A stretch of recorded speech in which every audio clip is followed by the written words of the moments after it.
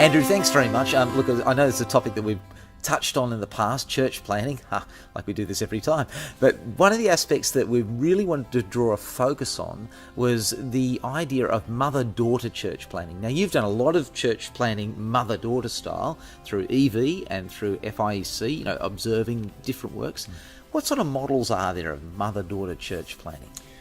Yeah, there's a massive range. So on one continuum, you've got how close they are in through to how far away, not just geographically, but you've got the congregational plant in the same building under the same governance structure with the finances, support, staff all in it, right through to the independent church, a distance from you, no longer under governance, no longer financially supported, with its own team, its own culture, its own people.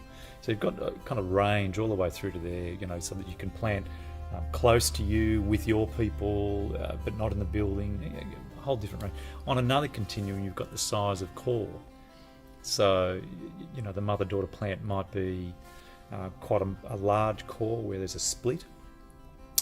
A congregation breaks in half, right through to we just send an enthusiastic, energetic planter away, give them some funding and support and pray for them, and they're on their own, parachuted into a particular area near us. So you've got that kind of mother-daughter options all the way continuing through. Now, I think as a church we've done a number along there and a number along that range.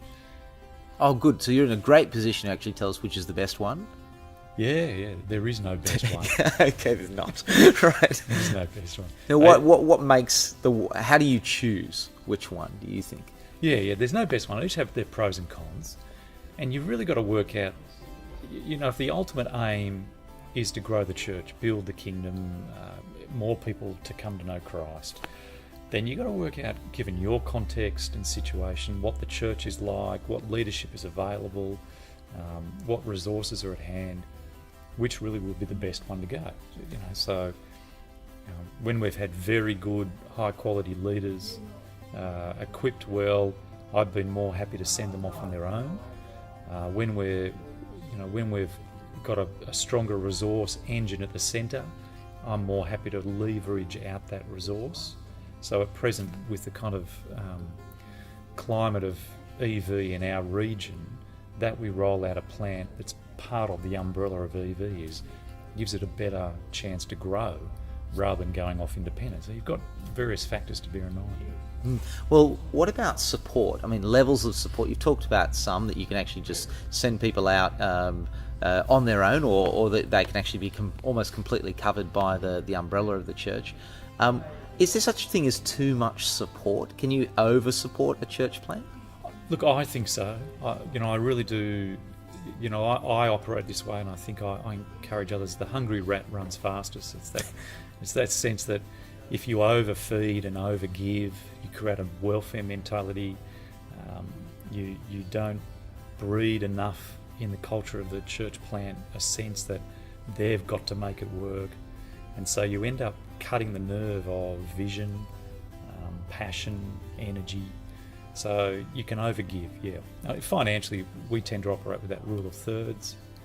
So a third from the sending plant, the mother church, a third that they raise themselves, and a third that you expect to see come through in growth, numbers, new people. How long would you expect that third approach to last? I mean, obviously, a mother church isn't going to be providing that third for the life existence of the church. So when do you normally see that fixing it? Again, it varies. In typical city context, you might be thinking 3 years. But some city contexts are, much more difficult than others. You got to work out the context, the core group, the nature of the core group, the economic region around. So some of our plants are into really tough areas, and you expect to be supporting them for 5 years, 6, 7.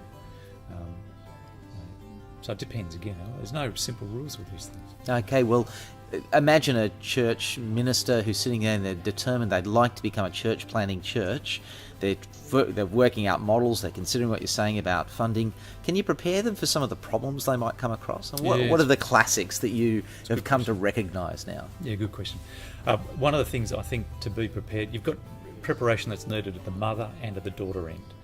And one of the kind of the big things is to be aware, don't be naive, there will be conflict. Just the reality of someone working as a daughter plant into a context of scarcity. I haven't got as much, I'm running hard trying to make this work, and there's a mother that's a bigger group. There will be the sense of, should I have more? How come I'm not getting as much?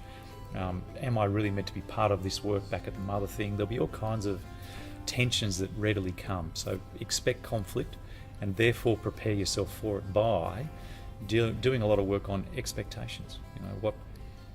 What really are appropriate expectations for the daughter church of the mother and the mother of the daughter. And I like to kind of encourage guys to realise that as the mother church, if I'm the minister of the mother church, I want someone to come alongside me and help me realise I'm going to give everything and not get anything back, and that's okay. I'm going to expect the daughter to be a teenager one day with all the annoying traits of a teenager, where they styles of service or things like that you might not quite be happy with. They'll use you. Yeah, they'll use you. Okay. You're giving us a great vision of teenager too, by the way. But go ahead. Yeah. Well, they'll want to actually have more. They'll want to actually. They'll snipe around the edges, wanting more and more people to come and help them because they see you've got lots and they've not. You just expect that and love and be generous. But on the daughter end, I want to get someone who's not the mother. I want to get someone else alongside the daughter, pastor, the leader, and help him realise that he ought not expect anything from the mother. So that he's, if he gets anything, that's wonderful, full of gratitude and thanksgiving.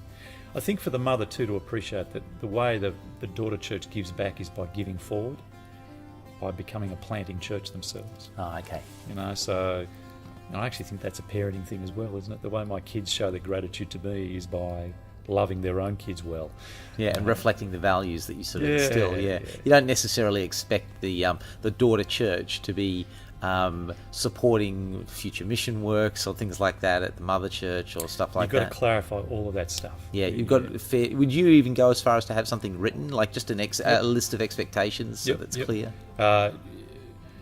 Again, depends on the context, the relationships, how close they are, the kind of leadership you've got. But of course, anything that's aids clear communication is important and helpful. Writing often does that.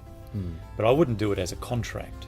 So we're reluctant to use that kind of style of writing. I'd use it as just to be clear. Here it is. What do you think? An outline, a guide. Yeah. Okay. Well, listen, actually, I want to ask something because you've touched on two things that Geneva's fairly familiar with. One of them is you've talked about the necessity of planning these things out and making sure you've got the right person, which sounds remarkably like assessing. Okay, so having the person assessed. And the other thing is having people alongside, the right people alongside of church planners to advise who are not necessarily from the mother church itself, but there. And that sounds a bit like coaching. What I want to ask though is, imagine the minister who's sitting there is going, actually I'm thinking of something much more at the shallow end of the pool. I want to plant a new congregation, say, okay, and it might be a new congregation in the same building, or maybe it's just, in a related area. Do they need to get their guy assessed? Do they need to get their guy coached? That might actually sound somewhat threatening to a minister who's thinking of doing that. What do you think? They absolutely must. And you're not just saying this for a Geneva video, but what's your opinion of that? I think one of the things we've done poorly over the years is imagine that a congregational plant, a daughter plant close in, is an easy thing to do. So, I've, as the leader, have been running church. All I'm going to do is create another church. I know how to run church. How hard can it be? Well, there's all kinds of dimensions that will help or hinder it work well. The leadership is critical. Yeah, look, when you've got resources available like we do today, where you can get leadership assessed, then get coaches involved, get expertise beyond yourself, give the plant every opportunity under God to make it work well. We'll see a congregational plant as even just an extension of congregation as a serious thing, as a serious plan. It's not just roll out what we've been doing and it'll all work. The landscape is littered with failed congregational plans. So yeah. Well, actually, speaking of the negative feelings that can be associated with church planting, Gary Miller said recently at Multiply 15 that when he looked out after having done a church plant with his congregation, the day after they were all gone, he looked at the next service and he felt utterly shattered and empty, and he looked at why did we even bother to do this? Look, Yes. They're gone and now our own congregation is depleted. Do you want to prepare anybody for those sort of feelings and what you might do in that sort of case? Yeah, there's your expectations thing, but it's also, see, why am I planting? Why am I doing a mother-daughter plant? It's to grow the gospel, it's to grow the kingdom, it's to build the church. But I've got to care about that at both ends. So I've got to care about the daughter church being set up to grow, to resource it, to equip it, to support it so it can get the right leadership. But I've also got to do it with a view to seeing the mother keep growing. And so I've got to pay attention back into the goose that's laying the eggs. And if I don't recognise the need to envisage that group, all I'll have is a depressed rump left that the goose will slowly lose its feathers and die as this egg actually goes wonderfully. So I've got to do the both end job and be aware of the need for that. There's a lot of grief involved in mother-daughter planting. The mother feels a lot of grief as it loses lots of good people, as it resources and doesn't get a lot back. There's a lot of pain there that needs to be anticipated, spoken into, helped. And the best way to help it is a positive gospel vision, is a recognition that we've sent the daughter out because we want to see the kingdom grow, that matters most to us. And so we need to be about that as well. Any cost is worth it. Jesus, look at the price he paid for us. How could we do otherwise? Look what God might keep doing. We need to actually keep, all of that. Yeah. It sounds like actually that vision is the difference between maybe doing it once and going, oh, I'm glad we'll never do that again, and doing it regularly, idea. Totally. But it's also, there is a timing issue. How regularly? Yeah, that's an interesting question, because there are some churches that set themselves incredible goals. Like, let's do 5 churches in 5 years, or some that maybe say 1 every 10 years. I mean, how do you feel that one out? I get a feeling, Andrew, you're going to go, it depends again, but, It does but depend, help us out. Well, you want to, I think, set yourself a time goal so that you keep yourself honest. Not just when church gets to a certain size, then we'll plant. There's a dimension in which that matters, but set yourself every 5 years or every 7 years or whatever it is, according to your own growth rates. But not do it too quickly, because if you don't pay attention to the goose that's laying the eggs, you'll only lay 1 egg, maybe the second, and that'll be the end of you as a church. We've got to resource the centre and establish churches that will do the same, who keep planting, but plant with regard to the health of the centre, but not be so obsessed with the centre and its health that we never plant again. You've got all those tensions you've got to keep working through. Andrew, thanks very much. This has been a bumper episode this month, and thanks. I just think there's so much here. We'll actually put up an email address on the screen now, so that if anybody has any additional questions or thoughts or something on the related matter, they'll be able to get in touch with you. But thanks again.